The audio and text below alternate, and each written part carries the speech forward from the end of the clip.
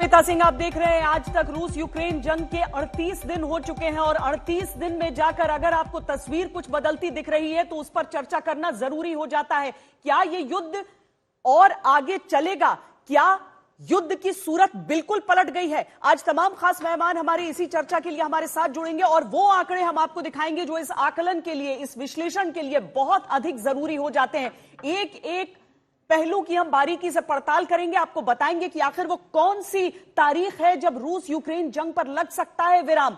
आखिर वो कौन सा फैक्टर है जहां जाकर थम जाएगी जंग। आखिर वो क्या होने वाला है जिसके बाद मान हम सकते हैं कि पुतिन तैयार हो जाएंगे कि अब युद्ध विराम हो जाए। वो कौन सी बात है जिसके बाद ज़ेलेंस्की को करना पड़ सकता है सरेंडर। इन तमाम सवालों की परत दर परत जवाब तलाशने के लिए हमारे साथ ग्लोबल पैनल है, उन विशेषज्ञों की टीम है जिनके साथ हम युद्ध और युद्ध के पार उसके माइंड गेम का विश्लेषण भी करेंगे। बहस के इस 2 घंटे के शो में वॉर जोन से हमारे संवाददाता जुड़ेंगे, न केवल यूक्रेन की तरफ से बल्कि रूस की ओर से भी। मौजूदा हालात के बारे में आपको बताएंगे, हमारे संवाददाता आपको बताएंगे कि आज क्या हुआ, कल क्या हो सकता है।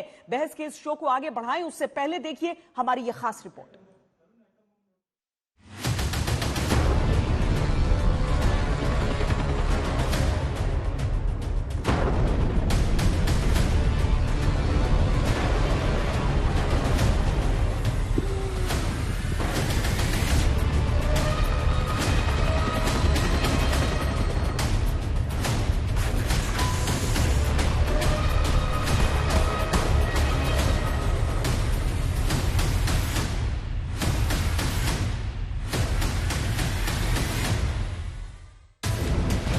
ना ये बमबारी थम रही है और ना ही तोप के गोले, ना मिसाइल हमले कम हो रहे हैं और ना ही ड्रोन अटैक। चिंगारी और शोलों में तब्दील ये नजारा 38 दिनों से दिखाई दे रहा है। हर रोज यूक्रेन के ठिकाने रूसी हमलों से दहल रहे हैं, खंडहर में तब्दील होते जा रहे हैं। Ось цей березень і 5 днів лютого загарбники намагаються. हम किसी पर भरोसा नहीं करते, हमें किसी की चिकनी चुपड़ी बातों पर भरोसा नहीं। असली हालात देखने हैं तो युद्ध क्षेत्र को देखो। हम हार नहीं मानेंगे और अपने 1-1 मीटर जमीन के टुकड़े और हर इंसान के लिए लड़ेंगे। हाइपरसोनिक मिसाइल के हमले और केमिकल हमले से होते ही बात परमाणु जंग पर आ पहुंची है। शोर तीसरे विश्व युद्ध का जमकर हो रहा है। Top officials of leading NATO countries allow themselves to make aggressive statements with regard to our country. That is why I ordered Defense Minister and Chief of General Staff to put Russian Army deterrence forces on high alert. हालात ऐसे हो गए हैं कि Putin को अमेरिकी राष्ट्रपति Joe Biden ने कसाई तक कह दिया है। What is this? I mean, you see this and you're dealing every day with Vladimir Putin. I mean, look at what he's done to these people. What does it make you think? He's a butcher. एक तरफ Ukraine की जमीन से आसमान तक कोहराम मचा है, रूस ने यूक्रेन के कई शहरों को मटिया मेट कर दिया है, तो दूसरी तरफ जुबानी जंग भी जारी है। ऐसे में सबसे बड़ा सवाल ये है कि आखिर ये जंग कब तक चलेगी। सच्चाई ये है कि रूस और यूक्रेन के बीच जारी जंग का असर सिर्फ 2 देशों तक ही सीमित नहीं रहा। दुनिया भर की निगाहें टिकी हैं, इसमें नाटो और यूक्रेन भी शामिल हो गया है। फर्क बस इतना भर है कि यूक्रेन की जमीन पर रूस और यूक्रेन की सेना लड़ रही है, लेकिन कोई भी देश आगे आकर यूक्रेन के सैनिकों के साथ कंधे से कंधा मिलाकर रूस के खिलाफ जंग लड़ने को तैयार नहीं है। नाटो के इस रवैये के खिलाफ ज़ेलेंस्की कई बार नाराजगी जता चुके हैं। Що наше небо потрібно захищати так, як і небо Альянсу, але ми розуміємо, що завжди є але, якою буде відповідь НАТО членам Альянсу на сході Європи, якщо вже вони звертаються по захист. यूक्रेन का दावा है कि पुतिन इस युद्ध को 9 मई से पहले खत्म करना चाहते हैं। यूक्रेनी सेना का दावा है कि रूसी सैनिकों को आदेश दिया गया है कि किसी भी हाल में 9 मई तक युद्ध खत्म हो जाना चाहिए। 9 मई की तारीख इसलिए चुनी गई है क्योंकि इस तारीख पर रूस हर साल विक्ट्री परेड का आयोजन करता है। ये युद्ध 9 मई से पहले किसी हालत में खत्म होना है, क्योंकि हर साल 9 मई को रूस में विक्ट्री परेड या जीत का जलसा होता है, जिसमें रूस दूसरे विश्व युद्ध में जर्मनी के ऊपर जीत का जश्न मनाता है हर साल। तो अब ये लड़ाई अंतिम पड़ाव में है और जो ये रूस की सेना का कीव से वापसी है, ये एक रणनीति के तहत है। अब सवाल यह है कि आखिर 9 मई से पहले ये जंग कैसे वाइंड अप होगा। आखिर करीब 5 हफ्ते में ऐसा क्या हो सकता है कि यूक्रेन रूस की जंग खत्म हो जाएगी। अगर पुतिन की शर्तें जेलेंस्की मान लेते हैं तो युद्ध 9 मई से पहले खत्म हो सकता है। अगर रूस और यूक्रेन के बीच कोई समझौता हो जाए तो युद्ध 9 मई से पहले खत्म हो सकता है। अगर पुतिन ने परमाणु हमले कर दिए तो युद्ध 9 मई से पहले खत्म हो सकता है।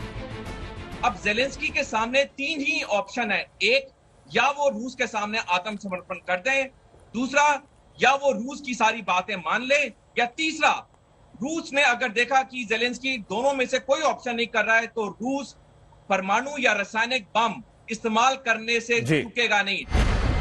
सवाल कई हैं, लेकिन जवाब शायद ही किसी के पास है। सारे सवालों के जवाब सिर्फ पुतिन के पास है और कुछ हद तक जेलेंस्की के पास, जिनकी नाटो में शामिल होने की आशंकाओं ने एक हंसते खिलखिलाते देश को युद्ध की आंच में झोंक दिया। क्यू से राजेश पवार और गौरव सावंत के साथ आज तक ब्यूरो। आज तारीख है 2 अप्रैल। क्या 5 हफ्तों में और 5 हफ्तों से पहले ये जंग खत्म हो जाएगी? और अगर खत्म होगी तो उसकी सूरत क्या होगी? क्या परमाणु हथियारों का इस्तेमाल कर सकता है रूस? ये बहुत सारे सवाल हम सबके मन में हैं, लेकिन हम अपने जो पैनल है यहां पर उससे हम जल्दी से आपका परिचय करा देते हैं। हमारे साथ लेफ्टिनेंट जनरल राकेश शर्मा हमारे साथ हैं, मेजर जनरल के सिन्हा हैं, मेजर जनरल संजय मेस्टन हमारे साथ हैं, एयर वाइस मार्शल पीके श्रीवास्तव और मेजर जनरल सिवाच भी हमारे साथ मौजूद हैं। हम चर्चा करें उससे पहले जरा हम परमाणु हथियारों पर एक नजर डाल लेते हैं। हालांकि ये आंकड़े आप बार बार देखते हैं, लेकिन आंकड़ों को समझना बहुत ज्यादा जरूरी हो जाता है। जरूरी इसीलिए क्योंकि रूस अपनी तरफ से कुछ कहता नहीं है। अपने यहां अगर केवल ऐसी बैठकें बुलाता है जिससे ये संकेत जाते हैं कि क्या परमाणु हथियारों का वो इस्तेमाल कर सकता है, तो सवाल पूरी दुनिया सिर्फ इसीलिए पूछती है क्योंकि ये आंकड़ा रूस का 6255 न्यूक्लियर वॉरहेड्स अगर उसके पास रहते हैं तो पूरी दुनिया पर एक बहुत बड़ी चेतावनी का तख्ता लटक जाता है। अमेरिका के पास 5550। हालांकि जब हम दोनों देशों के साथ जो देश आगे आएंगे, अगर 2 खेमों में दुनिया को बंटी हुई देखें तो यह तस्वीर भी आंकड़ों की एक बराबरी पर आकर रुकती है। लेकिन फ्रांस के 290 आप परमाणु हथियारों को देख लीजिए तो कुल मिलाकर इन 2 देशों के बीच रूस और अमेरिका जो लंबे समय तक शीत युद्ध में मशगूल रहे, एक दूसरे के खिलाफ 2 खेमे बंदी में मशगूल रहे, लेकिन बाकी देशों से कितनी वो दूरी हो जाती है, चाहे वो फ्रांस हो चाहे वो यूके हो, 225 के साथ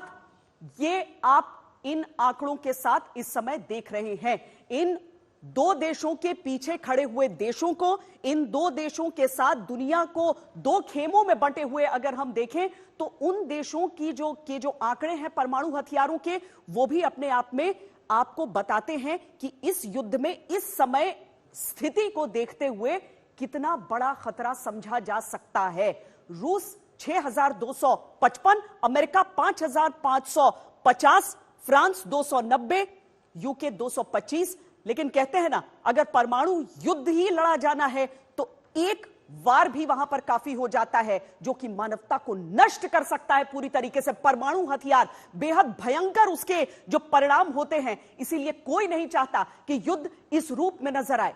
लेकिन हम यहां पर चर्चा अपनी शुरू करते हैं।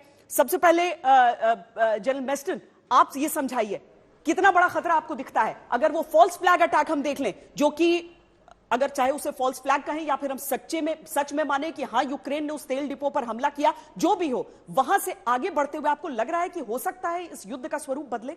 श्वेता, पहली बात, जहां तक न्यूक्लियर युद्ध का सवाल है, मेरे को नहीं लगता ये कभी होगा। इसके कई कारण है। देखिए, क्यूबन मिसाइल क्राइसिस जब हुई थी 1962 में, तब भी सबको लग रहा था कि शायद न्यूक्लियर वॉर शुरू हो सकता है, नहीं हुई थी। उसमें काफी डेलिकेटली प्रेसिडेंट केनेडी वगैरह ने हैंडल किया था। उसके बाद अब ये क्राइसिस आई है और लड़ाई के तीसरे दिन से प्रेसिडेंट पुतिन ने बोला था कि वो न्यूक्लियर वॉरहेड्स यूज कर सकते हैं, पर उनको भी पता है अगर वो यूज करते हैं तो उसका परिणाम पूरे विश्व के लिए, उनके देश के लिए बहुत खतरनाक होगा। तो मेरे को लगता नहीं है वो सिर्फ एक डेटरेंट, या उन्होंने हमेशा एक डेटरेंट पॉलिसी के तौर पे उसको बोला है, पर मेरे को लगता नहीं है श्वेता कि वो इस स्टेज पे भी या बाद में भी इसको इस्तेमाल करना चाहेंगे। ये मेरा व्यू है।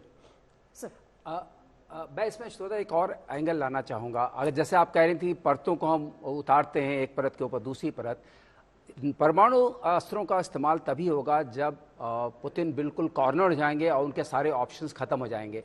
देखिए पुतिन के ऑप्शंस खत्म नहीं हुए हैं। आप देखिए उनके पास बहुत सारे ट्रम्प कार्ड्स हैं। अभी उन्होंने रेल नेटवर्क को नहीं ध्वस्त किया है।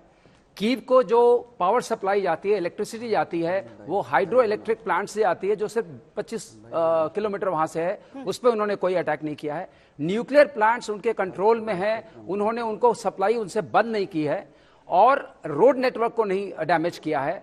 तो मुझे नहीं लगता कि वो ये कोशिश कर, उनके सारे पत्ते भी उनके पास हैं, बहुत सारे पत्ते उनके पास अभी भी हैं, उनमें से सारे उन्होंने नहीं चले हैं। एयर जो हम एयर अटैक्स करते हैं या एयर फोर्स को लाते हैं वो भी नहीं लाई गई है, मिसाइल फोर्स नहीं लाई गई है, नेवल फोर्स नहीं लाई गई है। हिसाब से रूस को जरूरत ही नहीं है, उसके अभी पास अभी इस और वक्त इस दौर में कोई जरूरत नहीं है। हाँ। अगर आप मुझे 2 मिनट टाइम दें तो और भी बताता हूं, ये उनके ऑब्जेक्टिव से भी मेल नहीं खाता है। जी नहीं, हम एक एक करके उस पे आते हैं। जनरल सिवाच। हाँ बिल्कुल, देखो श्वेता, सच्चाई ये है कि जो न्यूक्लियर हथियार हैं, these are not the weapon of war, they are weapon of deterrence. इन हथियारों का लड़ाई में इस्तेमाल होना एक प्रकार से पूरे वर्ल्ड का खात्मा होना है। जब आप गिना रहे थे कि आज की तारीख में रूस के पास 6200 के करीब हैं और अमेरिका के पास 5500 हैं, फ्रांस के पास 290, यूके के पास 250। याद रखो जो हिरोशिमा नागासाकी में जो एटम बम डाले गए थे, आज उनकी से 1000 गुना ज्यादा इनकी क्षमता है मारने की। 4-5 बम पूरे वर्ल्ड को खत्म करने के लिए काफी है। मुझे लगता नहीं कोई सेंसिबल बंदा बात करेगा न्यूक्लियर हथियारों की लड़ने की। और दूसरी, ऐसी नौबत ही नहीं आई। अभी सच्चाई यह है, लड़ाई जो एक मोड़ ले सकती थी खतरनाक, वो मोड़ अब दूर हो गया है। मुझे लगता है अब लड़ाई के अंदर पड़ाव आ गया है जहां पर कुछ ना कुछ सलूशन निकल सकता है और कहीं ना कहीं रूस को भी कुछ मिलेगा, यूक्रेन को भी। जिस प्रकार से लड़ाई अब ईस्ट यूक्रेन डोनबस की तरफ हो रही है और वहीं पर कहीं बफर जोन बनेगा। क्रेसेंट जो आपका है डोनबस से लेके मारियापोल, उड़ीसा और क्रीमिया को मिला के, मुझे लगता है अब कोई ना कोई सलूशन की तरफ बढ़ रहे हैं। आपको और मुझे लग रहा है अब नहीं लगता कि वो दौर चला गया कि जहां गलती से भी गलती हो सकती थी और न्यूक्लियर हथियार करने की बात की जा सकती थी। अब ऐसा कोई नहीं है और न्यूक्लियर हथियार इस लड़ाई में बिल्कुल इस्तेमाल नहीं होंगे। श्वेता। जन शर्मा। थैंक यू श्वेता, मेरे को बुलाने के लिए। मैं कहना चाहूँगा कि हमने शुरू से ही पहले दिन से एक वेस्टर्न टेम्पलेट को एम्प्लॉय करके सोचा है रशिया उस हिसाब से लड़ेगा जैसे वेस्टर्न कंट्री लड़ती थी। 40 दिन लगे थे अमेरिका को कुवैत से बगदाद पहुंचने के लिए। उस टाइम पे तो हमने नहीं बोला कि 40 दिन हो गए अमेरिकन फोर्सेस को, उनका कोई दुश्मन भी नहीं था, उनका कोई बिल्टअप एरिया नहीं था, उनका कोई शहर नहीं थे, प्लेन ग्राउंड था। 20 मार्च से लेके 1 मई तक वो बगदाद पहुंच रहे थे। तब तो हमने बात नहीं की 2003 में कि संसार की सारी फौज मिला के बगदाद नहीं पहुंच पाई।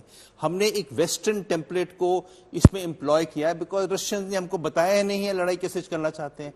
तो ये पूरी लड़ाई का उनका अब 38 दिन के बाद हमको क्लियर है कि वो क्या चाहते थे। कोई शहर कैप्चर करने की कोशिश ही नहीं की गई एक्सेप्ट मैरिपोल एंड खेरसन। खेरसन की बात अलग थी। खेरसन से एक कैनाल चलती है जो सोवियत ने बनाई थी, जो क्रीमिया को पानी देती है। वो पानी पिछले 3-4 साल से यूक्रेनियंस ने बंद किया हुआ था, जिसके कारण से पानी नहीं था वहां पे। उनकी जो 1 लाख कितना हेक्टेयर की लैंड थी जो उपजाऊ थी, वो सिर्फ 17,000 रह गई थी बिकॉज पानी बंद हो गया था, रैशनिंग था। तो खेरसन जाना जरूरी था उनके लिए और वहां गए।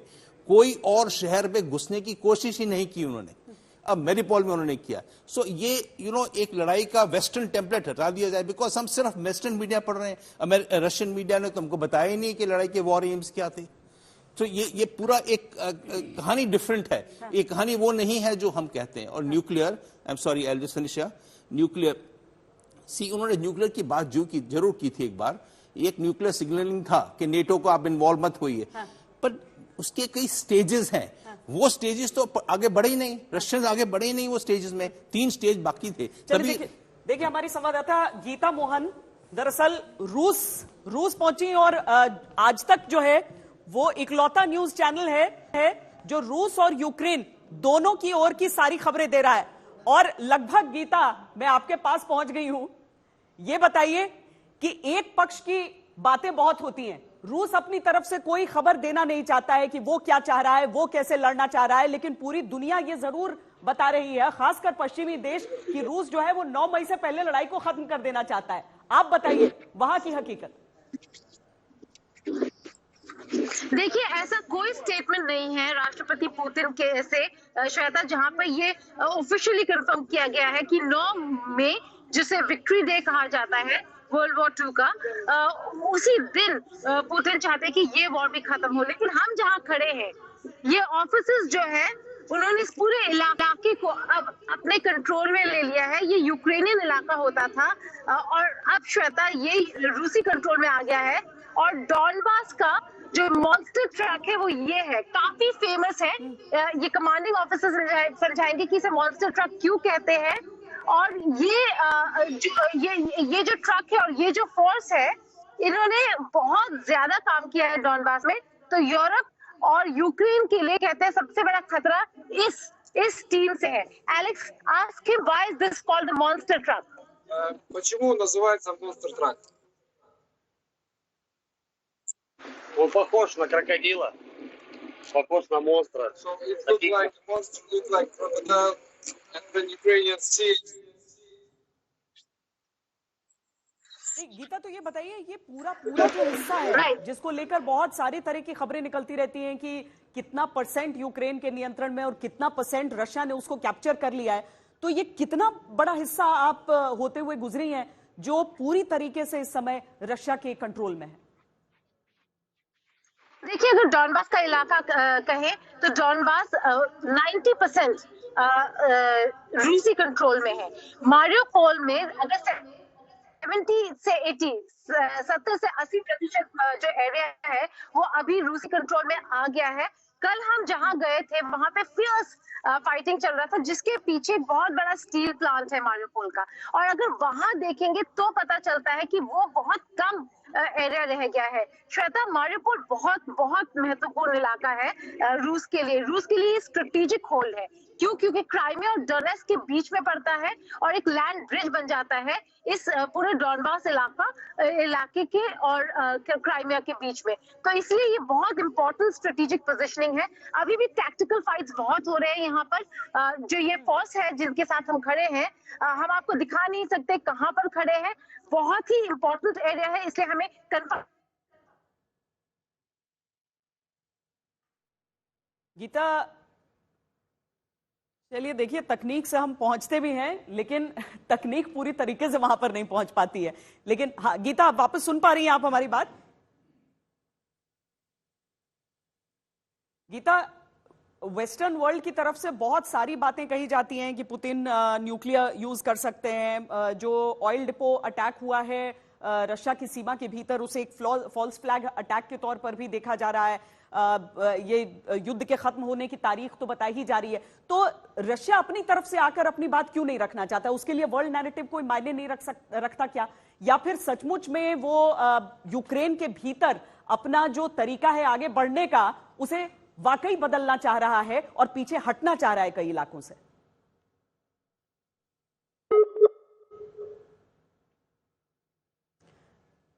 चलिए हम गीता के पास दोबारा आएंगे, लेकिन जनरल सिन्हा, अब ये समझाइए हमें कि ये क्या है? क्या वेस्टर्न वर्ल्ड चाह रहा है कि जो इंफॉर्मेशन वॉर इतनी बड़ी चीज होती है, जब इतना बड़ा प्लेटफॉर्म हुआ भी नहीं करता था जितना कि आज की तारीख में होता है, उस समय भी इंफॉर्मेशन की ये जंग लड़ी जाती थी, और आज की तारीख में तो पूरी जंग ही लगता है कि इंफॉर्मेशन के इर्द गिर्द लड़ी जाती है। क्या जो परमाणु का अलर्ट पश्चिमी देश जारी करते हैं वो सिर्फ एक इंफॉर्मेशन वॉर का हिस्सा है, या सचमुच में पुतिन ये कर सकते हैं? देखिए श्वेता, जो आपने कहा कि इंफॉर्मेशन वॉरफेयर जो आज के हाइब्रिड वॉरफेयर का सबसे अहम हिस्सा हो गया है, ये ऐसा माना जाता था। मगर ये वॉर के एनालिसिस में मेरा अपना एनालिसिस है और बहुत डीप किया हूं मैं, कि ये कहीं नकारा करता है। क्योंकि आज के दिन में आपके ऐसे चैनल जो ओपन मीडिया में सब चीज़ को लाते हैं, हमारी बातों को भी रखते हैं, तब वो चीज़ नकारा करने के लिए बनता है बेस, और धीरे धीरे नकारा होता है। मैं आपके चैनल में आया था 25 फरवरी को, और आपने मेरे से सवाल किया था कितने दिन चलेगी जंग। मैंने आपको कहा था 34 दिन। हाँ, शायद उस समय काफ़ी लोग इसके ऊपर में मैं देखा भी था, सोशल मीडिया में भी आया, जो जनरल शर्मा बता रहे हैं, बहुत बड़ी बात बताया था कि वेस्टर्न नैरेटिव के अंदर में ये और वो आपके इंफॉर्मेशन वॉर के आपका जो क्वेश्चन है उसका हिस्सा था, उसको नकार। और देखिए सारे लोग उसमें फंसे थे, 90% आदमी बसे, जेलेंस्की हीरो, यूक्रेन में कीव का कब्जा, उसने आपने उस दिन पूछा था 25 तारीख को, मैंने कहा था कहीं कब्जा नहीं होगा, और इतनी क्लियरिटी से कहते हैं ना, आपने सवाल उठाया था कि रशिया ने कभी बताया नहीं, रशिया ने पूरा बता के आया, डीमिलिटराइजेशन, डीनाजिफिकेशन, डॉनबास, क्रीमिया, और हम इसको लेंगे। मगर हम ये कहते रही घुसेगा ही, स्ट्रीट फाइटिंग होगी, मर जाएंगे, लग जाएंगे, गिर जाएगा, उड़ जाएगा, ये हम कहानी चलते रहे। इतने दिन से लड़ाइयाँ चली खार्किव में। देखिए हम उन चीज़ों को नहीं सुनते जो कि वॉरिंग साइड का इनिशिएटिव टेकर है, रशिया की बात को सुनना नहीं चाहते, उसके कोई भी जो उसने एक्सरसाइज की थी 3 एक्सरसाइज को पढ़ना नहीं चाहते क्योंकि वेस्टर्न मीडिया उसको नकारा करता है कि ये होगा। हाँ, आपने तो ये हुई, मैं आपका पहला। दूसरा जवाब जो देना चाहता हूं, आपने पूछा कि क्या न्यूक्लियर, प्लीज हल्के में ना ले, सब लोग जानते हैं कि it is a deterrence, nuclear is a deterrence between the country. जो पुतिन साहब ने इसकी लिवरेजिंग की है, उसको ये नहीं फिर आप बोलेंगे मैं बोल रहा हूं पागल है, क्योंकि इसी चैनल के ऊपर में लोगों ने कहा कि मुझे मौका मिले तो जाके पुतिन को मार दूंगा, ऐसा भी कहा लोगों ने। तो देखिए वो गलत चीजें थी। और जेलेंस्की को ऊपर देखिए, जेलेंस्की एक मोहरा हैं जिसके ऊपर खेल रहे हैं, और समय प्रूव करेगा, हिस्ट्री प्रूव करेगी कि इतने बड़े जितने आप पुतिन को खड़े किएगा उससे ज्यादा कटघरे में आपको जेलेंस्की को खड़ा करना पड़ेगा। मैं आपका जब 5 सेकंड और लूंगा। जो चीज है आपका भी न्यूक्लियर के ऊपर आ गई, और खास करके बेलग्राड के ऊपर में क्यों हुआ। बेलग्राड में एक है narrative, false flag operations so that he can retribute. दूसरा चीज है कि वहां एजॉब बटालियंस के जो अल्ट्रा नाजीज हैं, जिन्होंने सीज किया था 2 या 3 चॉपर्स हैं, उससे जाके उन्होंने अटैक किया। एक नैरेटिव ये भी है, आया नहीं है मीडिया में, मगर आप पढ़िएगा, चाहे डीपली पढ़िएगा रशियन मीडिया में, तो ये भी चीजें आ रही हैं। तीसरी बड़ी बात कि एक्चुअल है जो जेलेंस्की साहब ने करवाया है, क्योंकि वो चाहते हैं कि हम इसको और टफ करें और दिखाएं कि हम लड़ाई जीत रहे हैं। मैं आ जाता हूं फिर से आपकी बात पे जो आपने पूछा है, जो मेन आपका मुद्दा है परमाणु का। देखिए 2000 टैक्टिकल न्यूक्लियर वेपन रशिया के पास में है, जो आपने मेरे अनुसार, मेरा आंकड़ा कहता है 5977, that is the actual figure of Russians nuclear, और आप पूरा मिला लें तो इट बिकम्स टू 5278 के आसपास है।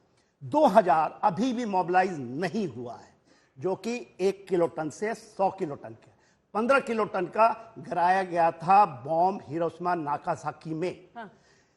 तो ये मोबिलाइज नहीं किया है पुतिन ने, अब इसको वेस्ट अच्छी तरह जानता है और इसको कभी लाता नहीं।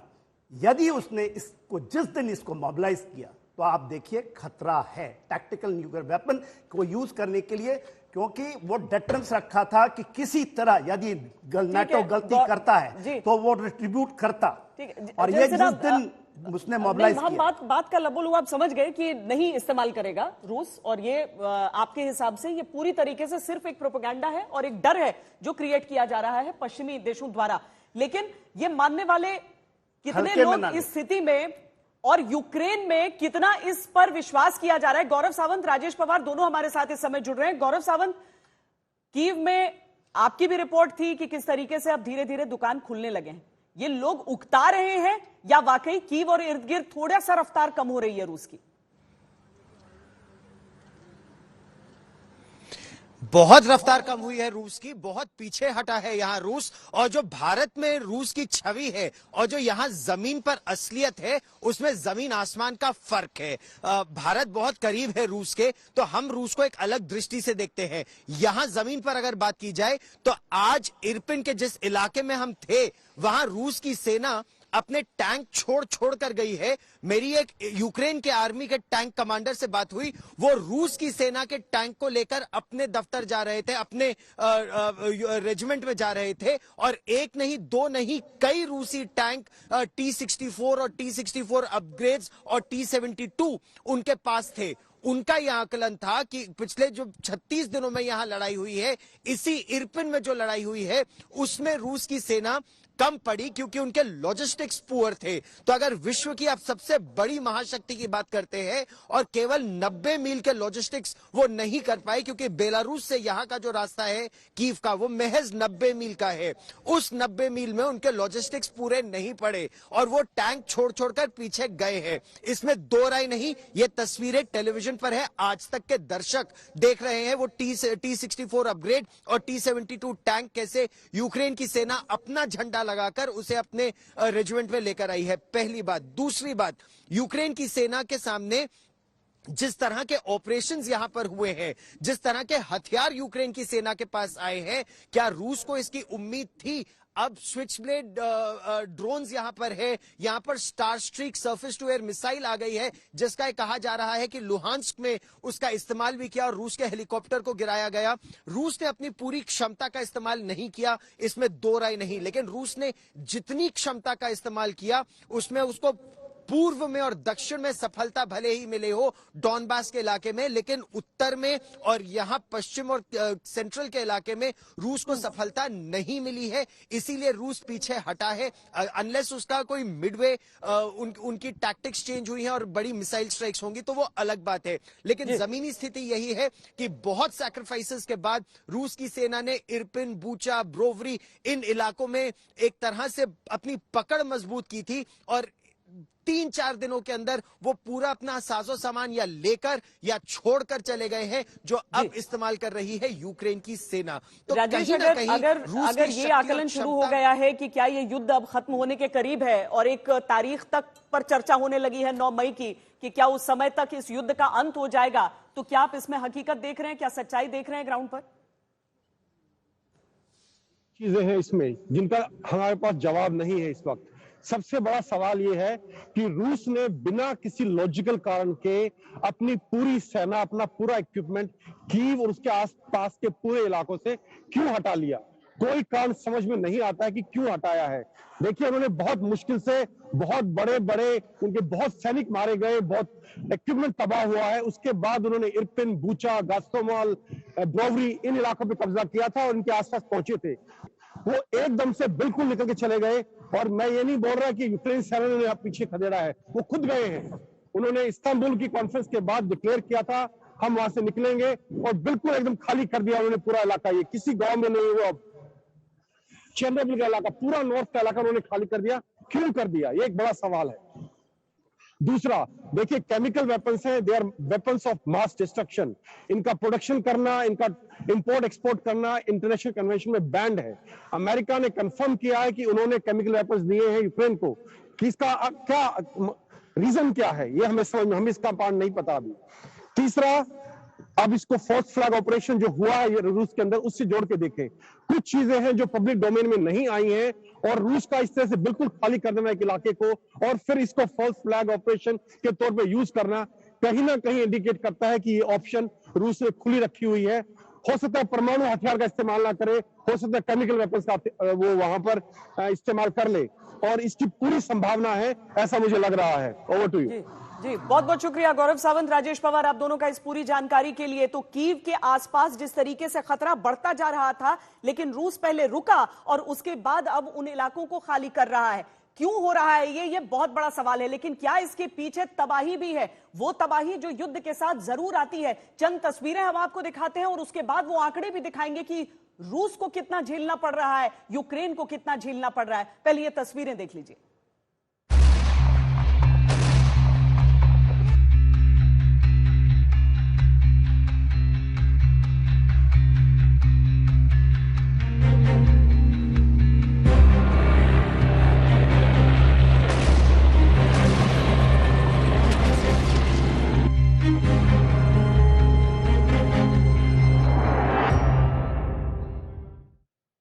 जब ये खबर भी आई थी ना कि रूस क्या आक्रमण कर सकता है यूक्रेन पर, उस समय भी बहुत संशय लगा था और बहुत अलग अलग विचार सामने आए थे, लेकिन आखिरकार रूस ने आक्रमण किया और उसके बाद यूक्रेन पर जिस तरीके से ताबड़तोड़ बमबारी की गई, आक्रमण किया गया, बर्बादी शुरू हुई। लेकिन कुछ दिनों के बाद जंग की रूस को भी बर्बादी का सामना करना पड़ा और हम आपको वो आंकड़े दिखाते हैं, जो आंकड़े हमारे सामने ये बताते हैं कि कितना नुकसान, रूस के सैनिक, कितनों की मौतें हुई हैं, कहां कितनी मौत रूस और यूक्रेन के हिसाब से देखिए।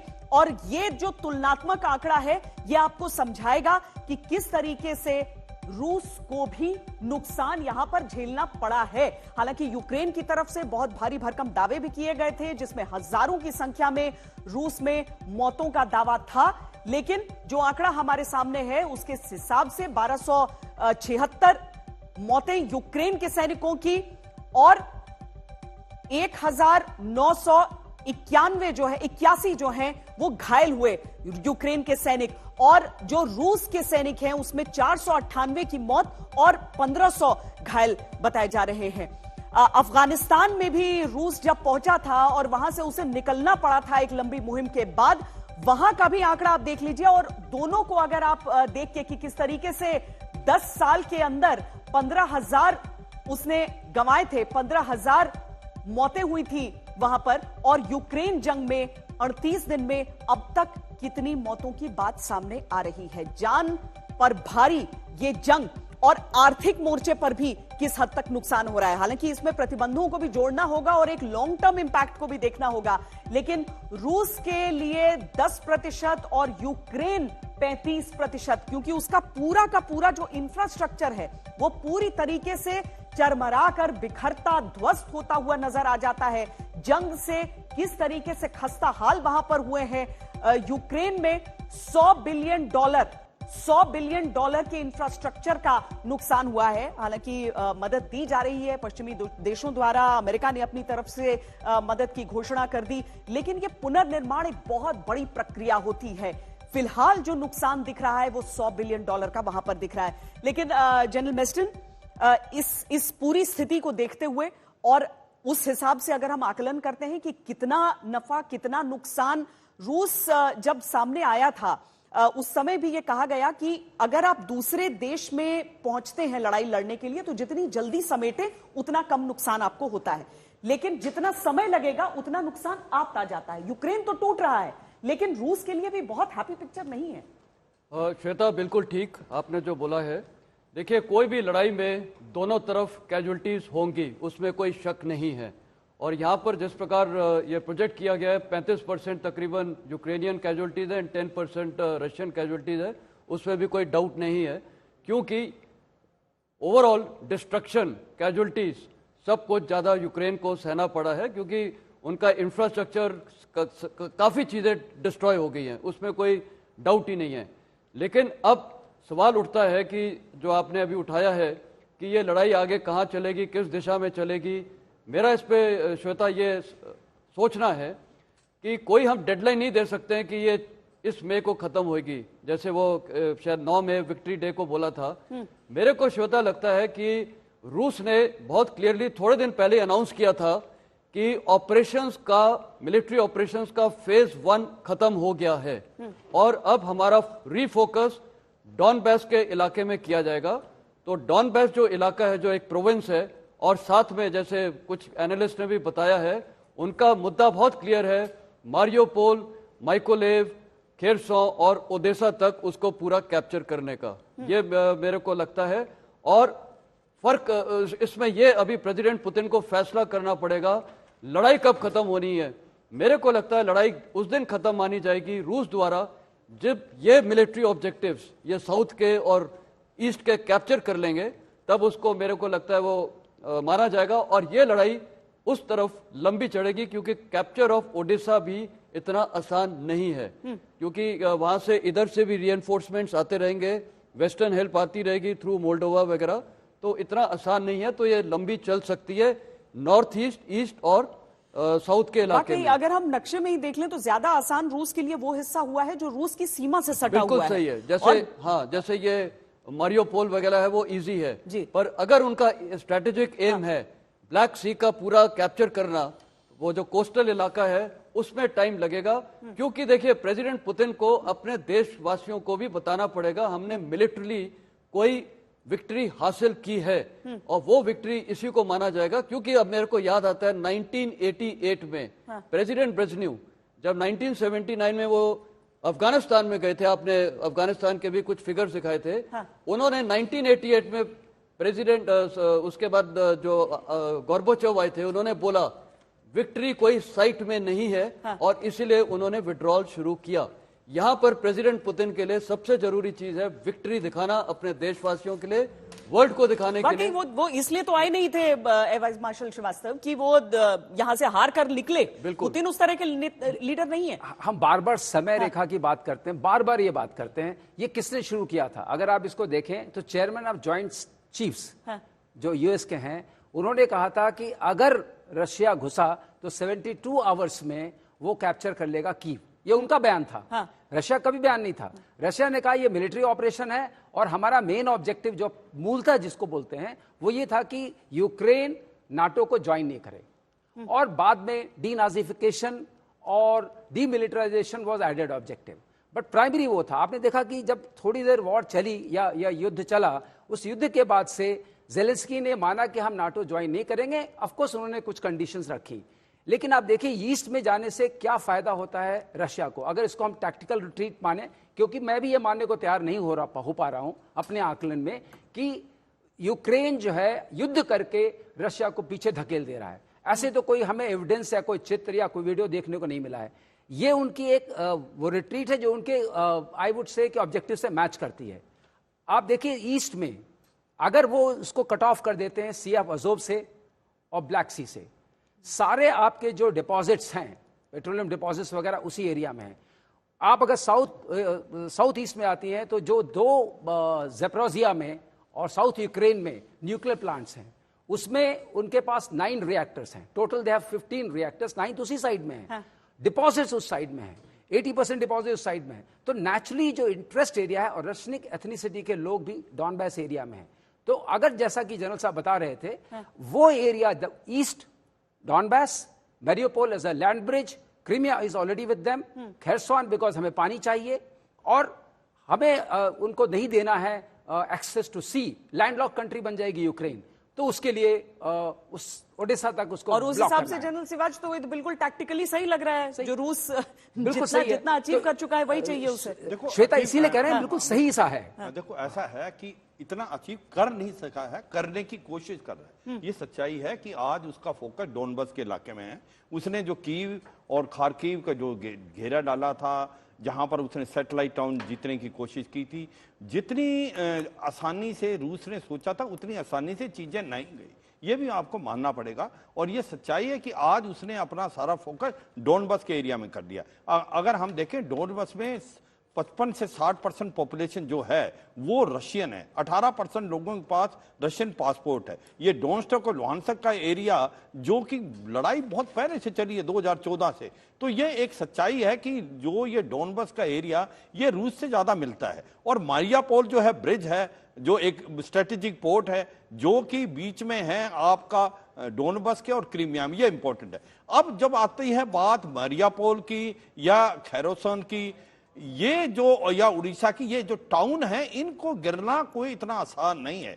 ये डिफेंडर को फायदा है, अटैकर को मुश्किलात है, वो टाइम लेगा। और मुझे लगता है इनका सोच विचार ये भी है, सी ऑफ अर्जोन ब्लैक सी को मिला के ये लैंडलॉक बनाना चाहते थे यूक्रेन को। मुझे लग रहा है वो नहीं हो पाएगा, क्योंकि यूक्रेन के पास स्पेशली जो सदर्न पोर्शन है कुछ सी का मिलेगा ब्लैक सी में, तो कहीं ना कहीं मुझे लगता है पुतिन भी इस चीज को मान लेंगे। उनको बफर जोन चाहिए, डोनबस का एरिया अभी बफर जोन में है। उनको भी ये लगा कि जो लड़ाइयां टाउन की हैं वो मुश्किल हैं, वो भी उन्होंने भी विड्रॉ किया है, कहीं उसकी टैक्टिकल प्लानिंग से मैच करता है। और अब जो टाउन रह गए हैं जो डोनबस के इलाके में हैं और जो कि सदर्न पोर्शन में है, चाहे वो उड़ीसा है, मारियापोल है या खारासन है, उनकी लड़ाई काफी भयानक होगी। मगर अब ये लड़ाई कब खत्म होगी, ये जो क्वेश्चन पूछ रहे हैं, मुझे लगता है कि अब कुछ साइन नजर आ रहे हैं कि दोनों तरफ से ये समझने की कोशिश है। जेलेंस्की ने भी ये समझ लिया है कि भाई अगर ये डोनबास का एरिया चला जाता है और ये एक बफर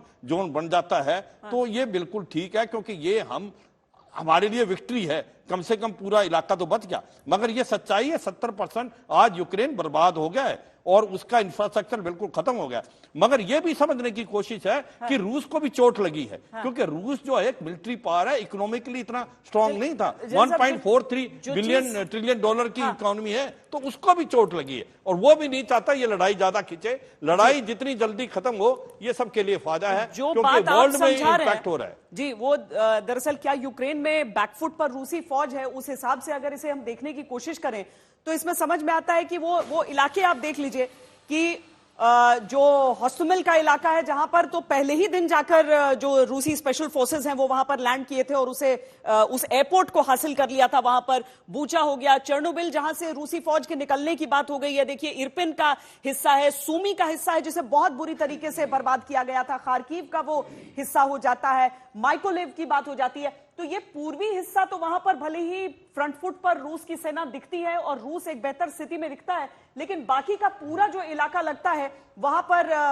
क्या मुश्किलात हो रहे हैं रूस के लिए, या फिर जनरल शर्मा आपके हिसाब से ये इनके टारगेट पे थे ही नहीं? मैं 2-3 बात कहना चाहूंगा। पहले कि तकरीबन 3 मिलियन यूक्रेनियंस रशिया में रहते हैं, वो हिस्टोरिकली रहते हैं, वो वहां से रेमिटेंसेस भेजते हैं। कई लोग रशियन सिटीजन हो चुके हैं, कई लोग रशियन यहाँ रहते हैं जो यूक्रेन को बिलोंग करते हैं, दिल्ली में रहते हैं, जिसको हम मिल चुके हैं। सो कहने का तात्पर्य यह है कि कहना दैट इज वाई उन्होंने बोला था Ukraine is Russia, Russia is Ukraine, ये पुतिन ने बोला था। तो एक उस दिमाग को, उस चीज को रख के लड़ाई के विचार में सोचना चाहिए। दूसरी बात, एक concept of application of force, कितनी फौज लेके आया था? 2 लाख लोग, 2 लाख लोग 8 जगह से एडवांस किया। पहले दिन से नजर आ गया था कि इनका एम नहीं है। हमने जब चाइना हमारे अगेंस्ट ईस्टर्न लद्दाख में 2 डिवीजन लाए थे तो हमको पता था कन्वेंशनल वॉर का कोई तरीका ही नहीं है। जिस हिसाब से उसने 8 जगह पे कांटेक्ट किया, 2 लाख फौज कुछ नहीं होती शहर कैप्चर करने के लिए। कीव जो है बेंगलोर से बड़ा शहर है, उसको कैसे 2 डिवीजन से कैप्चर कर सकते थे? नहीं कर सकते थे। तो पहले से ही उनका एम था। ये concept of application of force में उन्होंने उतनी ही फौज लाई जितना कि टास्क उनको दिया गया था। फौज को हाथ बांध करके टास्क दिया गया। तीसरी बात, क्या उन्होंने ग्रोजनी किया कीव का, या ये जो शहरों के नाम बता रहे हैं, या उसका एलुपो किया, या राका किया, या बगदाद किया, या फलूजा किया, या ट्रिपोली किया? कहीं पे भी इस किस्म का बम्बार्डमेंट नहीं हुआ। तो ताबड़तोड़ बोल रहे हैं ना, ये कितना एग्जैजरेशन कर रहे हैं। हमारा कोई सीमा ही नहीं है एग्जैजरेशन करने की। ताबड़तोड़ है ही नहीं है। प्रेसिडेंशियल पैलेस खड़ा है वहीं का वहीं और सारा शहर घूम रहा है। देखिए, बड़ी खबर इस समय की आ रही है माइकोलीव में रूस की तरफ से जो हमला किया गया है, वहां पर जो एयर स्ट्राइक किए गए हैं उसमें कई लोगों के मारे जाने की खबर सामने आ रही है। कुछ हिस्सों में देखिए, जो कुछ हिस्से हैं जो कीव के इर्द गिर्द के, वहां पर हमलों में कमी आई है, लेकिन कई इलाकों में अभी भी रूस के हमले ताबड़तोड़ जारी हैं और इसमें 32 लोगों के मारे जाने की खबर सामने आई है। एयर स्ट्राइक जिसमें 32 लोगों की मौत हुई है। और इन सारी चीजों के बीच जनरल सिन्हा, ये भी होता है कि जो 1 lakh square kilometre area Ukraine का आज भी रशिया के कब्जे में है। 1 लाख स्क्वायर किलोमीटर, 20% उनकी टेरिटरी रशिया के पास में। तो रशिया हार गया बोलते रहेंगे। 20% तो टेरिटरी और 1 लाख स्क्वायर किलोमीटर तो उनके पास अभी भी है ना। देखिए, मैं जहां इन्होंने छोड़ा वहां से मैं लेता हूं। बहुत बड़ी बात है। देखिए, आप तो बोलिएगा, उनको तो कह रहे थे कि 10 दिन का ही हथियार बचा है रशिया में, ये भी चला है। और टीवी में बहुत ब्रिटिश इंटेलिजेंस जो है, अच्छा नहीं, इसमें एक और चीज दर्शकों को समझने की, देखिए अधिकतर जो जानकारियां हैं वो या तो अमेरिकी इंटेलिजेंस की तरफ से आती है या ब्रिटिश इंटेलिजेंस की तरफ से आती है। रशिया न स्वीकारता है न खंडन करता है, वो अपनी लड़ाई लड़ रहा है। सबसे अच्छी देखिए, आपको मैं पूरी चीज बताने की, और मैं खंडन नहीं कर रहा हूं, मैं जो पढ़ा हूं बताता हूं। देखिए, वो कभी नहीं आया किन शहरों को पकड़ने के लिए, उन्होंने बता दिया। सच्चाई यही है। ट्रुप टू जब हम टास्किंग करते हैं, हमारे एक प्लेटून कमांडर, जनरल उनको छोड़ दीजिए, वो भी नहीं करेगा। ये बात मैं बार बार कहता हूं। कंपनी कमांडर को, जिसने लड़ाइयां देखी हैं जमीन पे, जिसने किया है, बैठ करके तो इन जगहों में बोला जा सकता है कि पकड़ लेगा, ये कर लेगा। देखिए, और जो सेंसिबल है, जो इन चीजों से प्रभावित नहीं होता। अभी आप बताइए कि आपने कहा हॉस्टमल क्यों आया था? कॉन्स्टेबल में सबसे बड़ा ट्रांसपोर्ट बनाने का, विश्व का सबसे बड़ा जो ट्रांसपोर्ट बनाने की उनके एयरक्राफ्ट की फैक्ट्री थी, पूरा ध्वस्त कर दिया। और क्यों चला गया? तो ध्वस्त कर दिया। डीमिलिटाराइजेशन वही था। फिर आया इरपिन। इरपिन में ये जो मिसाइल्स होते हैं सारे, उसकी ये होती है असेंबली होती है, उसको बर्बाद किया। उसके बाद बूचा में सेम हुआ था, ठीक है। उसके बाद हो गया कि नहीं, वो नॉर्थ वेस्ट से आ रहा है, नॉर्थ ईस्ट से आ रहा है, घेरा डाल दिया। घेरा एक जगह से घेरा चारों तरफ से डलता है ना, तो उसने एक डायरेक्शन से भी नहीं घेरा डाला। अभी आइए, मैं आप सब चुनाव आप जानती हैं, मैं उसमें नहीं जाऊंगा। मेरा जो आकलन है, जो कह रहे हैं ना कि वो पकड़ लेगा पूरा इलाका, छोड़ेगा नहीं, ब्लैक सी, एब्सोल्यूटली कुछ नहीं होने वाला। ना रशिया कह रहा है, हाँ उसके मुंह में बड़ाल डाल रहे, कल बोलेंगे कि नहीं हमने, वो हार गया इसलिए भाग गया खड़ा हुआ। ना तो वो ओडेसा लेने आया है, ना खैरसोन। खैरसोन क्यों आया था? खैरसोन आया था सबसे बड़ा शिप बिल्डिंग जो वर्ल्ड का है, रशिया का बनाया हुआ, वो वहां था, उसको पूरा तबाह कर चुका। उसके अलावा 10 बायो लैब थे, और नाम बताता हूं क्यों इन जगहों को हिट किया। आपने कभी नाम यारोरीब का नाम आपने बोला, वहां से उन्होंने हाइपरसोनिक मिसाइल से उसको बर्बाद किया, और वहां नाटो का और यूकॉम का ट्रेनिंग और लॉजिस्टिक्स था। 200 मारे गए नाटो के ट्रेनिंग, कोई खबर नहीं आई। उसके बाद लवली में 2 मिसाइल अटैक हुए, 2 बायो लैब थे वहां, दोनों को तबाह कर दिया उसने। उसके बाद आपने जोटोमेर, जो कि किर्किव के पश्चिम में है, पूर्व में नहीं, पश्चिम में पहला जहां अटैक हुआ, वहां भी बायो लैब थी 2, उसको बर्बाद किया। वो आया, मैकोलॉव का नाम आता है, क्यों मारा उसने, और आज भी जो मार रहा है, बायो लैब अभी भी है, वो ध्वस्त नहीं हुआ है। ओडेसा में बायो लैब है, उसने खत्म किया। अभी कोई कह रहा था कि वो पूरा इलाका, देखिए मारियोपोल, सी ऑफ अजॉब में और जो ब्लैक सी में, सेवस्टोपोल का कोई नाम ही नहीं लेता। सबसे बड़ा पोर्ट सेकंड वर्ल्ड वॉर के अंदर में उसके पास है, तो ओडेसा क्यों लेगा वो? और जो कहते हैं ना ओडेसा, खरसन, ये वो कह रहा है क्रीमिया, यस, जो सर ने बताया कि एक उसको वाटर लेनी है, कनाल आती है, कनाल सिस्टम जिसमें स्वीट वाटर, क्रीमिया में खारा पानी है, उसको लाने के लिए वो जगह छोड़ेगा नहीं वो। दूसरा, मारियोपोल छोड़ेगा नहीं, मारियोपोल डोनेट्स्क का इलाका है। मैं 1 सेकंड और लूंगा आपका। देखिए, जब उसने कहा 30 दिन बाद कि मेरा फेज 1 खत्म हो गया, फेज 2 के लिए जा रहा हूं और मैं डॉनबास में जाऊंगा, हम लोग कहे नहीं वो झूठ बोल रहा है, वो रीग्रुपिंग कर रहा है। वेस्ट ने चलाया, वो फिर से जाएगा, उसके रीग्रुपिंग के लिए वो बेलारूस में जाएगा, अपनी फौज को लेकर रीग्रुपिंग करेगा और फिर लाएगा कहीं और, कहीं क्या। 2 लाख उसके 9 लाख स्टैंडिंग फोर्स हैं, 3 रिजर्विस्ट हैं, 12 लाख की फोर्स से 2 लाख फौज लाए। यदि लाना तो फ्रेश फोर्स लेके आएगा। देखिए, जिस दिन 30 दिन के बाद वो कहता है लुहांस्क का 95% जगह हमने जीता हुआ है उस दिन, और 54% डॉनबास। आपकी गीता मोहन आज कह रही हैं कि तकरीबन 90% of Donbas is under capture, और उन्होंने कहा है 60% ऑफ मारियोपोल। देखिए, एक चीज जो हमेशा कही जाती है, बड़ी खबर के झरोखे से आप समझिए इस युद्ध में क्यों इस तरीके से पूरा मामला आगे बढ़ता है। रूस केमिकल हथियार इस्तेमाल कर सकता है। एक बार फिर किसका दावा है? तो अमेरिका का दावा है। यूक्रेन को केमिकल हथियार का कवच इसीलिए देगा अमेरिका। यूक्रेन को अमेरिका से $30 करोड़ की मदद मिलेगी। अमेरिका ने अपनी तरफ से इस बात की घोषणा की है। ये बात रूस की ओर से स्पष्ट कही नहीं जाती, लेकिन ये जो रूसी एक्सपर्ट्स हैं जनरल मेस्टन, वो इस बात को जरूर उठाते हैं कि बातचीत की टेबल पर क्या शांति की बात होती है या केवल हथियार देने की बात होती है। अगर हम केवल हथियार, यूक्रेन को केमिकल हथियार अब अगर अमेरिका देगा तो हम युद्ध का अंत देख रहे हैं या हम युद्ध का और इंटेंसिफिकेशन देख रहे हैं? श्वेता, बहुत दुरुस्त चीज आपने मतलब आगे लेके आए हैं। जरूरी चीज है कि ये लड़ाई को खत्म करने के लिए कोई नहीं सोच रहा है। सारा प्रॉब्लम ये है, चाहे वो वेस्ट हो चाहे अमेरिका हो, मोटे तौर पे सारे देश अभी भी ये लड़ाई कैसे और आगे बढ़े, एक्सेप्ट टर्की ने काफी कोशिश की है जबकि वो नाटो का मेंबर है।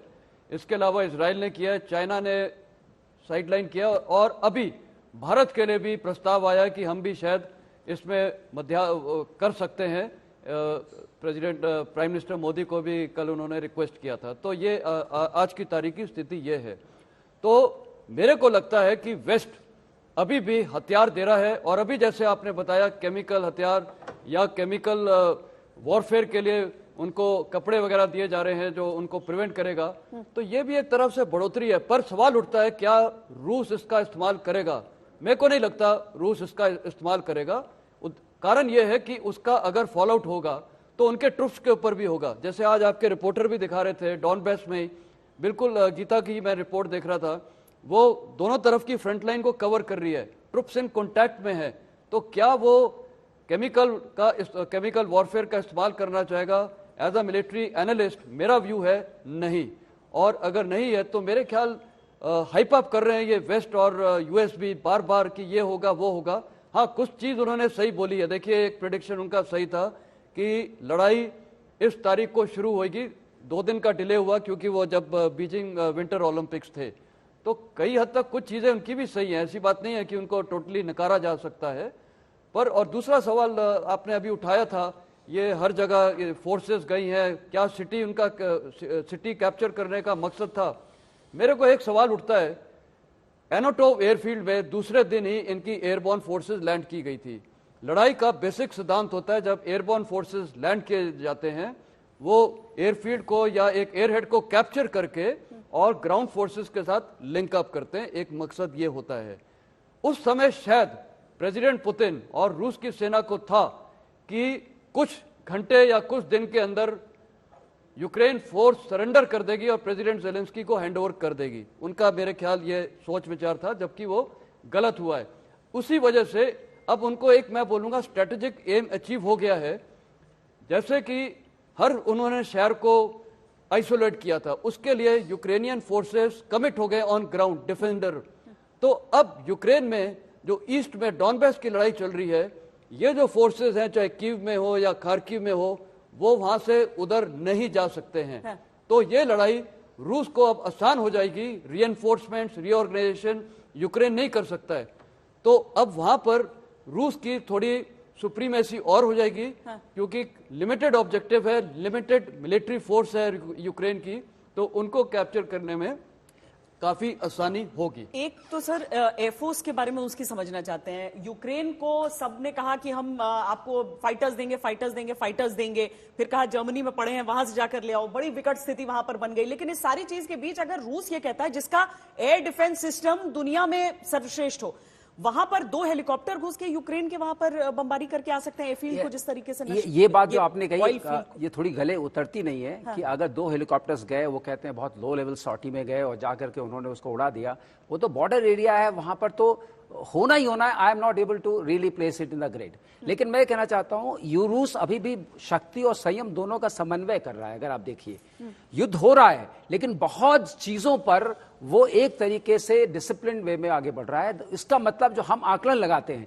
कि रूस के ऑब्जेक्टिव्स ये हैं, रूस के ऑब्जेक्टिव सिर्फ एक बार पता चले थे, पुतिन ने बोला था डीमिलिटराइजेशन, डीनाजिफिकेशन एंड नाटो को नहीं ज्वाइन करें। This is the only statement जो उस क्वार्टर से आया है। बाकी वेस्टर्न नैरेटिव है। वेस्टर्न नैरेटिव आप कितना विश्वास कर सकते हैं? उन्होंने कहा था इराक में वेपन्स ऑफ मास डिस्ट्रक्शन है। उन्होंने ये भी कहा था कि काबुल जो है उसको कैप्चर करने में तालिबान को 6 महीना लगेगा। ये प्रेसिडेंट ने खुद कहा था, जो बाइडेन ने कहा था। लेकिन हुआ क्या? तो ये उनके नैरेटिव को और उनके इंटेलिजेंस पर पूरा विश्वास कर पाना ये मुश्किल है। लेकिन एक चीज जरूर है, यूक्रेन, ये परमाणु युद्ध की हम बात कर रहे हैं, इस चर्चा में पहले विषय वही आया था। परमाणु युद्ध को होने की आशंका मेरे समझ से अभी नहीं है। उसका रीजन ये नहीं कि वो कर नहीं सकते हैं। अगर उनको एग्जिस्टेंशियल क्राइसिस होगी वो कर सकते हैं। वो इसलिए नहीं करेंगे कि एट द मोमेंट उनके पास ऑप्शन बहुत सारे अवेलेबल हैं। जैसे आपने कहा एयर पावर का इस्तेमाल, वो तो हुआ नहीं है। नेवल पावर का इस्तेमाल, वो तो हुआ नहीं है। अभी जो उनके पास अस्त्र शस्त्र हैं वो कहां बरसे हैं और कहां गरजे हैं। हम कहते हैं अपने स्टूडियो में कि सब गरज रहे हैं, सब गिर रहे हैं, सब नुकसान हो रहा है। यूक्रेन कोई बहुत छोटा सा देश तो है नहीं, ये बहुत बड़ा देश है। और अगर आप रशिया को छोड़ दें तो यूरोप में it is the biggest country area wise. और उसकी फौज इतनी कोई ऐसी फौज नहीं कि 10-20 लोग लड़ रहे हैं। उसके पास भी एक सबल शक्तिशाली आर्मी और एयरफोर्स है। हम चर्चा को जारी रखेंगे, लेकिन इस समय एक बात मैं आपसे कह दूं, जहां तक उनके एयरफोर्स का सवाल है, उसकी नस नस को, उनके सारे उपकरण को, उनके सारे एयरक्राफ्ट को रशिया पहचानती है, जानती है, उसकी क्या स्टेटस है जानते हैं। मैं आपके चैनल के माध्यम से कहना चाहूंगा कि उनकी स्टेटस पे बहुत अच्छी नहीं है as far sustainability is concern and other things are concern because dependence है रशिया पर।